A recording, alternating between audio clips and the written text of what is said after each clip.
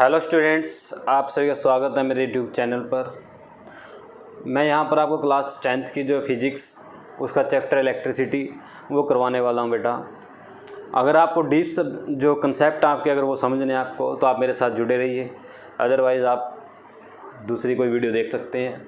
अगर आपको सिर्फ डीप कंसेप्ट ही सीखने हैं तो आप मेरे साथ बने रहें, अदरवाइज़ आपको अगर ये है कि शॉर्ट टाइम में ज़्यादा अगर आपको कुछ मिलता है तो आप देख सकते हैं कहीं और पर जाके बेटा। ओके बेटा, अगर आपने चैनल सब्सक्राइब नहीं किया तो आप चैनल सब्सक्राइब कर सकते हैं बेटा। आइए स्टार्ट करते हैं हम क्लास 10th की फिज़िक्स और उसका चैप्टर इलेक्ट्रिसिटी।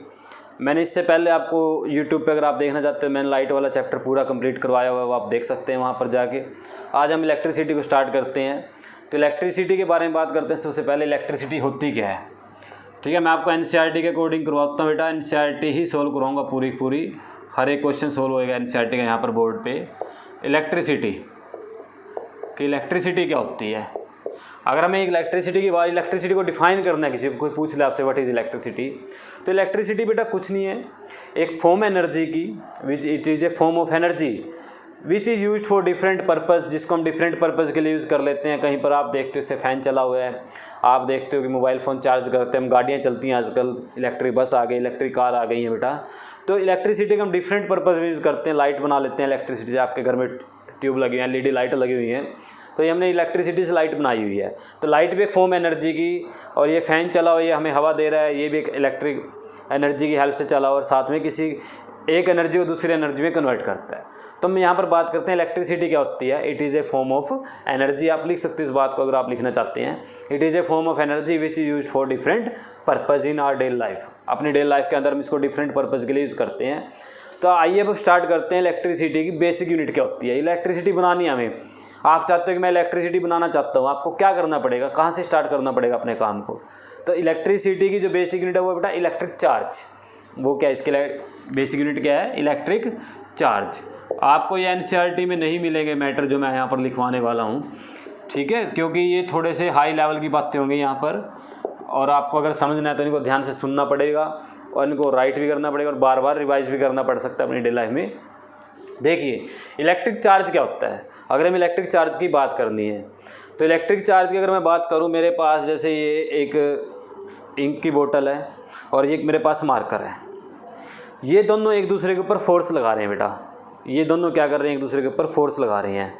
कौन सा फोर्स लगा रहे हैं, अगर आपने 9th क्लास की हुई है तो ये आप एक दूसरे के ऊपर ग्रेविटेशनल फोर्स लगा रहे हैं। कौन सा लगा रहे हैं, ग्रेविटेशनल फोर्स। क्यों, ड्यू टू देयर मासेस, उनकी मास की वजह से एक दूसरे के ऊपर ग्रेविटेशनल फोर्स लगा हुआ है, ठीक है। तो कोई भी मास या कोई बॉडी एक दूसरी बॉडी पर फोर्स लगा सकती है अगर उसके पास स्पेसिफिक मास है, तो ग्रेविटेशनल फोर्स बोलते हैं उसको। अब देखिए अगर इस बॉडी के ऊपर चार्ज आ जाए, इस बॉडी के ऊपर क्या आ जाए बेटा, चार्ज आ जाए, तो ये क्या कर सकते हैं, किसी दूसरी बॉडी पर फोर्स लगा सकती है। तो एक बॉडी, उसकी दो प्रॉपर्टी हैं जिसकी वजह से दूसरी बॉडी पर फोर्स लगाती है। एक तो इसकी प्रॉपर्टी क्या होगी, इसका मास, दूसरी प्रॉपर्टी क्या है, इसकी चार्ज। अगर इसके ऊपर चार्ज आ जाए तो ये क्या कर सकती है बेटा, दूसरी बॉडी पर फोर्स लगा सकती है। अब मैं बात करता हूँ ये चार्ज आएगा कैसे, क्या होता है चार्ज। अब मैंने बोल दिया it is a property of a body due to which it exert force on another charge, या अनदर बॉडी, वो क्या करती है, दूसरी बॉडी पर फोर्स लगा देती है। तो ये चार्ज आता कैसे बेटा, कैसे बनता है। तो देखिए चार्ज की जो बेसिक यूनिट है वो है इलेक्ट्रॉन, क्योंकि इलेक्ट्रॉन से ही चार्ज बनता है। जितने भी आप चार्ज देखोगे अपनी डेली लाइफ के अंदर वो क्या है, उसकी इलेक्ट्रॉन है बेटा। बेसिक यूनिट क्या है यहाँ पर इलेक्ट्रिक चार्ज की, इलेक्ट्रॉन से चार्ज बनेगा। अब आपको पता है कि इलेक्ट्रॉन के ऊपर चार्ज होता है, आप इसके बारे में लिख सकते हैं इलेक्ट्रिक चार्ज क्या होता है। अगर आप लिखना चाहते हो it is property of a body due to which it exert force on another body, या किसी दूसरी बॉडी पर फोर्स लगा सकते हैं। चार्ज बॉडी भी हो सकती है, अनचार्ज भी हो सकती है वो, ठीक है। इसके बारे में आप लिख सकते हैं, लिख लीजिए, अगर मैंने बोल दिया आप लिख सकते हैं। मैं लिखवाऊंगा, टाइम ज़्यादा लगे बेटा, ठीक है, वीडियो की लेंथ बड़ी हो जाएगी। उसके बाद देखिए इलेक्ट्रिक चार्ज, मैं चलो लिख ही देता हूँ। It is property of a body due to which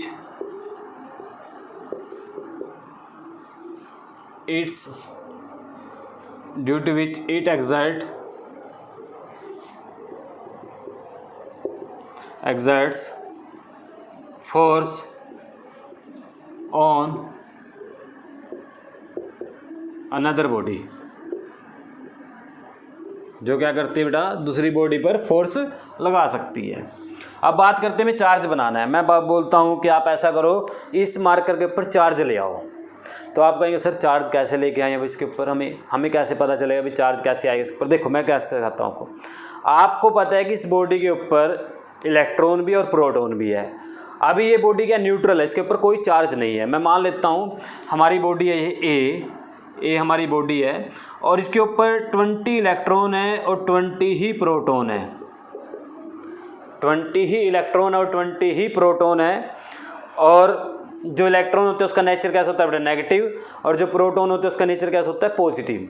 अब मान लेता हूँ इसके ऊपर 20 इलेक्ट्रॉन है, 20 प्रोटॉन है। हमने क्या किया, इस पे से 5 इलेक्ट्रॉन निकाल दिए।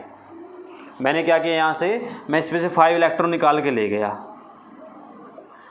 तो जब हमने इससे 5 इलेक्ट्रॉन ले लिए तो इसके ऊपर क्या कॉन्फ़िगरेशन बनी। अब ए बॉडी के ऊपर हमारे पास 20 प्रोटॉन है और 15 इलेक्ट्रॉन है, 20 प्रोटॉन और 15 इलेक्ट्रॉन है। तो अब देखिए 20 पॉजिटिव और 15 नेगेटिव, तो ज़्यादा कौन हो गया, पॉजिटिव। तो जब हम इनको कंबाइंड करेंगे तो ये जो हमारी बॉडी बनेगी इसके ऊपर कैसा चार्ज आ जाएगा, पॉजिटिव। इसके ऊपर कैसा चार्ज आ जाएगा, पॉजिटिव। अब दोबारा रिवर्स करते हैं।